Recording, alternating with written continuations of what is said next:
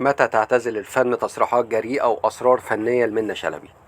أثارت الفنانة منى شلبي الجدل بسبب تصريحاتها الأخيرة، وهي التي جعلتها تتصدر ترند محركات البحث جوجل، حيث كشفت العديد من أسرارها الفنية وبداية مشوارها الفني وتلقيب الجمهور لها بمزة شلبي.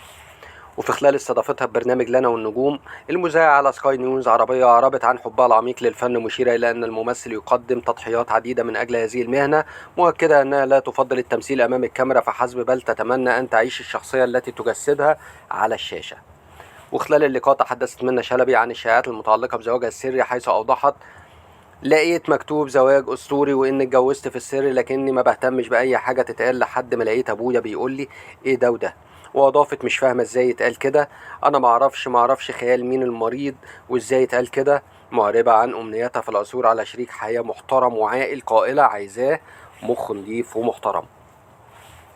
كمان صرحت عن احتمالية اعتزالها الفن في بعض الظروف، قائلة: هعتزل الفن لما احس ان مش قادرة ادي قوي، او ما بقاش اولوية عندي، او الحماس راح، او كبرت، او عايزة ابقى لوحدي وفي حالي ومش قادرة على العيشة دي. بس حاليا لا، لكن ممكن يحصل. واوضحت منى شلبي ان اجور الممثلات تقل عن اجور الممثلين، مشيرة لان العمل في مجال التمثيل يعد تحدي كبيرة للمرأة، قائلة انك تبقى ممثلة دي صعب شوية لانهم بيتعاملوا مع الممثل الراجل على انه مش حرام والممثلة الست حرام، ممكن ده كمجتمع ذكوري او كما كمان دي فيها حلال وحرام.